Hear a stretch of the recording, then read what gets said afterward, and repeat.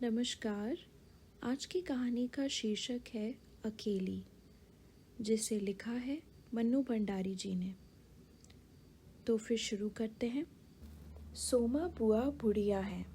सोमा बुआ परित्यक्ता है, यानी उनके पति ने उन्हें छोड़ दिया है। सोमा बुआ अकेली हैं। सोमा बुआ का जवान बेटा क्या जाता रहा, उनकी अपनी जवानी भी चली गई। पति को पुत्र वियोग का ऐसा सदमा लगा कि वे पत्नी और घर बार सब छोड़कर तीर्थवासी हुए, और परिवार में कोई ऐसा सदस्य था नहीं जो उनके एकाकीपन को दूर करता। पिछले 20 वर्षों से उनके जीवन की इस एक रास्ता में किसी प्रकार का कोई व्यवधान उपस्थित नहीं हुआ, कोई परिवर्तन नहीं आया। यूँ तो हर साल 1 महीने के लिए उनके पति उनके पास आकर रहते थे, पर कभी उन्होंने पति की प्रतीक्षा नहीं की, उनकी राह में आंखें नहीं बिछाई। जब तक पति रहते उनका मन और भी मुरझाया हुआ रहता, क्योंकि पति के स्नेहहीन व्यवहार का अंकुश उनके रोजमर्रा के जीवन की अबाध गति से बहती स्वच्छंद धारा को कुंठित कर देता। यानी वे रहते भी तो भी उनकी रोजमर्रा के जीवन में सिर्फ बाधाएं ही डालते थे। उस समय उनका घूमना फिरना, मिलना जुलना सब बंद हो जाता, और सन्यासी जी महाराज से ये भी नहीं होता कि 2 मीठे बोल बोल कर सोमा बुआ को एक ऐसा संबल ही पकड़ा दें जिसका आसरा लेकर वह उनके वियोग के 11 महीने काट दें। इस स्थिति में बुआ को अपनी जिंदगी पास पड़ोस वालों के भरोसे ही काटनी पड़ती थी।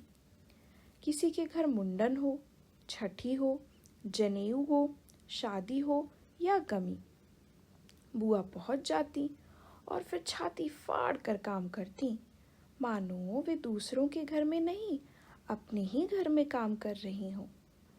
आजकल सोमा बुआ के पति आए हुए हैं और अभी अभी कुछ कहा सुनी भी हुई है।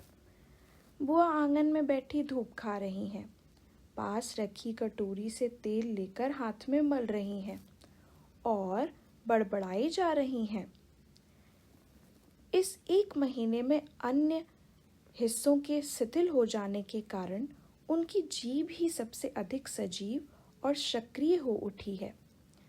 तभी हाथ में एक फटी साड़ी और पापड़ लेकर ऊपर से राधा भाभी उतरी और बोली, क्या हो गया बुआ, क्यों बड़बड़ा रही हो?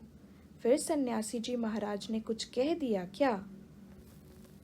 बुआ बोली, अरे मैं कहीं चली जाऊं सो ही इन्हें नहीं सुहाता। कल चौक वाले किशोरी लाल के बेटे का मुंडन था, सारी बिरादरी का न्योता था। मैं तो जानती थी कि ये पैसे का ही गुरूर है कि मुंडन पर भी सारी बिरादरी को न्योता है, पर काम उन नई नवीली बहुओं से संभलेगा नहीं, सो जल्दी ही चली गई। हुआ भी वही। और सरक कर बुआ ने राधा के हाथ से पापड़ लेकर सुखाने शुरू कर दिए। वो बोली, एक काम गत से नहीं हो रहा था।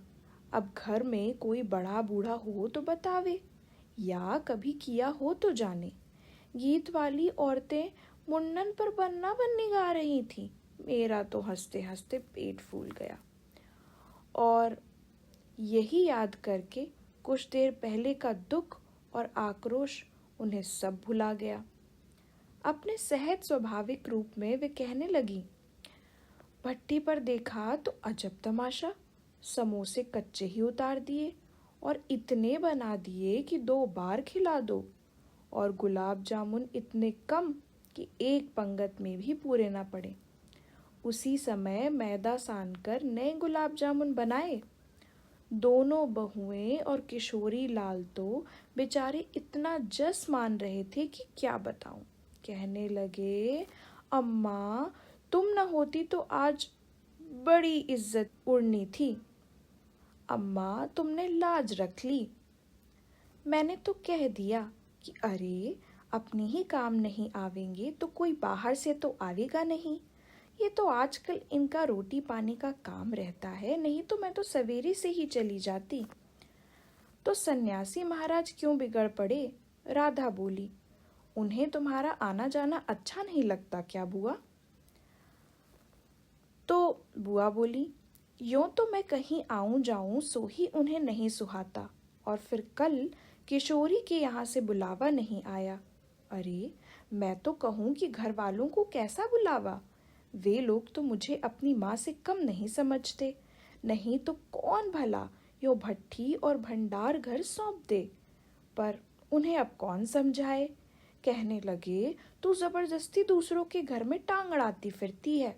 और एकाएक उन्हें उस क्रोध भरी वाणी और कटु वचनों का स्मरण हो आया, जिनकी बौछार कुछ देर पहले ही उन पर होकर गुजर चुकी थी। याद आते ही फिर उनके आंसू बह चले। राधा बोली, अरे, रोती क्यों हो बुआ? कहना सुनना तो चलता ही रहता है। सन्यासी जी महाराज 1 महीने को तो आकर रहते हैं, सुन लिया करो, और क्या।